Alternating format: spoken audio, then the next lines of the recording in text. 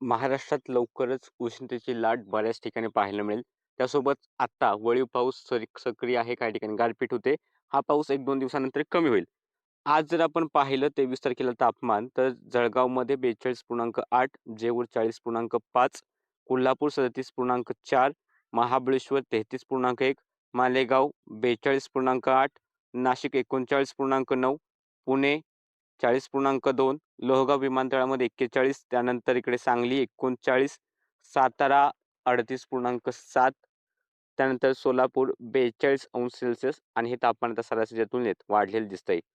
तसेच विदर्भात पाहिलं तर अकोला 44.3, सर्वाधिक अमरावती 44.4, भंडारा 43, बुलढाणा 41.4, ब्रह्मपुरी 42.2, चंद्रपूर 42.2, गडचिरोली 43, गोंदिया 42.1, नागपूर 43.2, वर्धा 44, वाशिम 42.4, यवतमाळ 43.2°C. विदर्भ बराच तापलेला आहे आणि तापमान यापेक्षा जास्त आहे. त्यानंतर मराठवाडा विभागात जर पाहिलं तर छत्रपती संभाजीनगर 41.2, बीड 41.1, नांदेड विमानतळ 41, धाराशिव 39.8, परभणी सर्वाधिक 42.3, उदगीर 39.8°C. कोकणात पाहिलं तर अलिबाग 33.4, डहाणू 34.9, हरणे 32, मुंबई कुलाबा 33.2, मुंबई सांताक्रुज 35.9, तर रत्नागिरी 36 आणि नवी मुंबई 40° इतकं तापमान होतं. आणि मुंबईसह काही ठाण्याचे काही अंतर्गत भाग आहेत किनारपट्टीपासून दूर, त्या ठिकाणी तीव्र ऊन किंवा जास्त प्रमाणात तापमान आज वाढलेलं पाहायला मिळालेलं आहे. आणि जर पाहिलं तर कमी दाबाचा पट्टा हा थोडासा दक्षिण मध्य महाराष्ट्राच्या आसपासपर्यंत सक्रिय आहे आणि थोडंसं इकडे पूर्वेकडे त्याची एक शाखा गेली आणि त्याच्या आसपासच आपल्याला पावसाचे ढग, मेघगर्जनेसह पाऊस, काही ठिकाणी गारपीट पाहायला मिळते. उत्तरेकडे एक पश्चिमी आवर्त येतोय, त्याच्यामुळे 1-2 दिवसात उत्तर भारताकडे सुद्धा थोडंसं वातावरणात बदल होईल, पण तापमान मात्र वाढलेलंच राहील.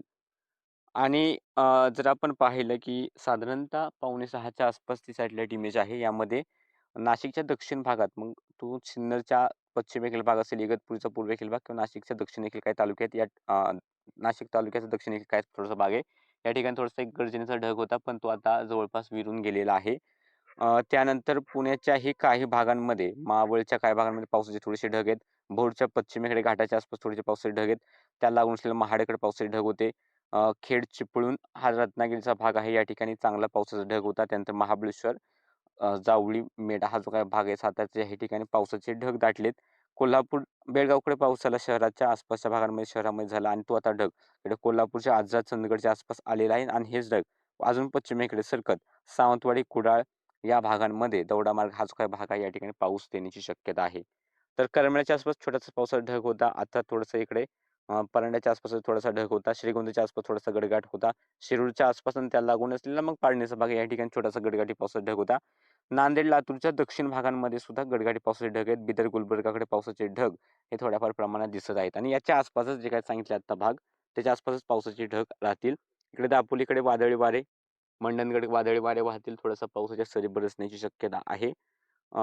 सांगलीच्या एक दुसऱ्या ठिकाणी रात्री थोडासा वातावरणात बदल होऊन एखाद्या ठिकाणी थोडासा पाऊस होऊ शकतो. जास्त प्रमाणात मोठ्या क्षेत्रावर पाऊस नाही. सोलापूर, धाराशिवच्या एक दुसऱ्या ठिकाणी थोडासा पाऊस झाला तर होईल. आत्ता शक्यता थोडीशी मावळी. पुणे जिल्ह्याच्या इतर ठिकाणी थोडासा पाऊस होण्याची शक्यता आहे. शिरूरच्या आसपास आणि इतर जो भाग असेल त्याला लागून असलेला, त्या ठिकाणी पाऊस होण्याची शक्यता दिसते. नवीन ढग निर्मिती होते. पश्चिमेकडील भागात तर पाऊस आहेच. रायगडच्या काही भागांमध्ये पाऊस आहे. त्यानंतर उद्याची जर शक्यता पाहिली तर उद्याही नाशिक, ठाण्याचे पूर्व भाग, रायगड, रत्नागिरी, सिंधुदुर्गचे पूर्वेकडील भाग, कोल्हापूर, बेळगाव, सांगली, सोलापूर, अहिल्यानगर, पुणे, सातारा सार्वत्रिक नाही, एक दुसऱ्या ठिकाणी मेघगर्जन पावसाचे ढग विकसित होतील. खास करून घाटाच्या आसपास शक्यता जास्त आहे. इतर ठिकाणी थोडीफार शक्यता आहे, पण घाटाच्या आसपास थोडी शक्यता अधिक.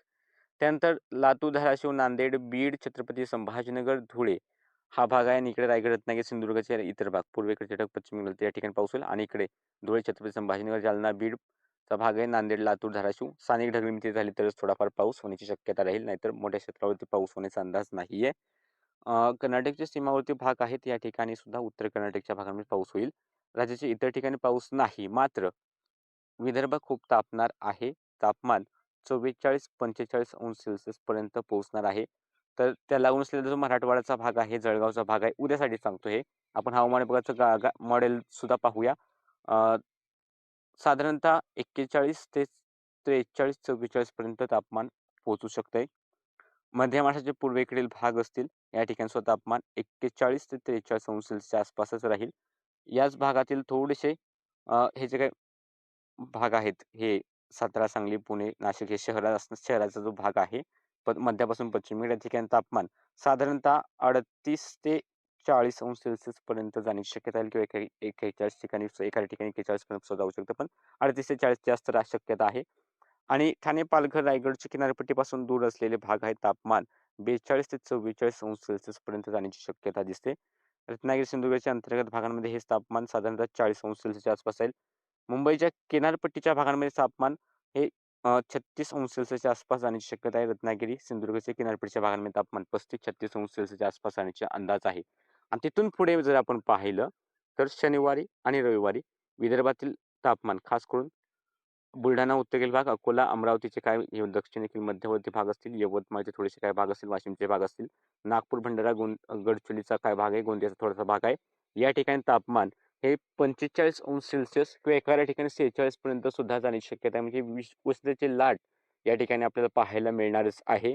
त्यासोबत जळगावचं सुद्धा तापमान 44-45 अंश सेल्सिअस पर्यंत जाईल. म्हणजे या ठिकाणी उष्णतेची लाट येत्या 1-2 दिवसात पाहायला मिळण्याची शक्यता आहे.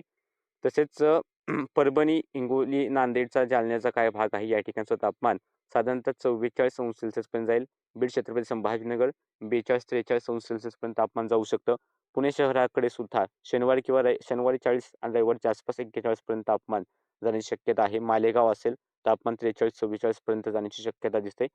सोलापूर आहे, तापमान 43 अंश सेल्सिअस पर्यंत जाण्याची शक्यता ही दिसत आहे. कोकणाचे अंतर्गत भाग साधारणतः 42 ते 44 अंश सेल्सिअस पर्यंत जातील. मुंबईच्या किनारपट्टीच्या भागांमध्ये सुद्धा शनिवारी आपल्याला 37 अंश सेल्सिअस पर्यंत तापमान किंवा त्यापेक्षा जास्त जाऊ शकतं. म्हणजे उष्णतेची लाट मुंबईकडे सुद्धा पाहायला मिळण्याची शक्यता आहे. इतर ठिकाणी सुद्धा तापमान वाढलेलंच राहणार आहे. शनिवार, रविवारीचा बराचसा भाग आहे. आत्ताच्या तुलनेत तापमान अजून 1 ते 2 अंश सेल्सिअसने वाढण्याची शक्यता दिसते. जर आपण हवामानाचं मॉडेल गायडन्स बघितलं तर इकडे संपूर्ण विदर्भ आणि नांदेड, हिंगोलीचा भाग आहे. तापमान 42 ते 45 अंश सेल्सिअस दरम्यान राहण्याची शक्यता आहे. मध्य महाराष्ट्राच्या पूर्वेकडील भागापासून राहिलेला मराठवाडा असेल, या ठिकाणी तापमान 40 ते 42. मध्य महाराष्ट्राचे मध्यवर्ती भाग आहेत, पश्चिमेकडील भाग आहेत 38 ते 40. कोकणाचे अंतर्गत भाग आहेत, या ठिकाणी तापमान हे 40 अंश सेल्सिअस पर्यंत दाखवते, पण 40 पेक्षा जास्तच जाणार आहे. किनारपट्टीच्या भागांमध्ये हे तापमान 36 ते 38 अंश सेल्सिअस पर्यंत जाण्याचा अंदाज आहे. जर हवामान विभागाचे इशारे पाहिले तर उद्या मुंबई, ठाणे उष्ण आणि दमट हवामानासोबत मेघगर्जनेसह पाऊस होण्याचा अलर्ट सायंकाळनंतर देण्यात आलेला आहे. तर या ठिकाणी रायगडला सुद्धा उष्ण आणि दमट हवामानाचा इशारा दिलाय, तर मेघगर्जनेसह पावसाचा इशारा सुद्धा आहे. रत्नागिरी, सिंधुदुर्ग मेघगर्जनेसह पावसाचा इशारा आहे. तर पुणे घाट, सातारा घाट, कोल्हापूर घाट, कोल्हापूर पूर्व, सांगली, सातारा पूर्व या ठिकाणी गारपिटीचा अलर्ट देण्यात आलाय. तर अहिल्यानगर, पुणे पूर्व, सोलापूर, धाराशिव, लातूर, बीड या ठिकाणी मेघगर्जनेसह पाऊस होण्याचा येलो अलर्ट आहे. नाशिक पूर्व, नाशिक घाटाकडील भाग हलका पाऊस किंवा हलकी गर्जना. परभणी, हिंगोली, नांदेड हलका पाऊस किंवा हलकी गर्जना. अकोला आणि वर्धा उष्ण लाटेचा इशारा. त्यानंतर 25 तारखेला जर पाहिलं तर मुंबई, ठाणे, रायगड, रत्नागिरी उष्ण आणि दमट हवामानाचा इशारा. तर रायगड, रत्नागिरी, सिंधुदुर्ग मेघगर्जनेसह पावसाची शक्यता आहेच. पुणे घाट, सातारा घाट, कोल्हापूर घाट, पुणे पूर्व, सातारा पूर्व, कोल्हापूर पूर्व मेघगर्जनेसह पावसाचा इशारा आहे. सांगली, सोलापूर, अहिल्यानगर, लातूर, नांदेड, परभणी या ठिकाणी सुद्धा 25 तारखेला मेघगर्जनेचा पावसाचा इशारा आहे.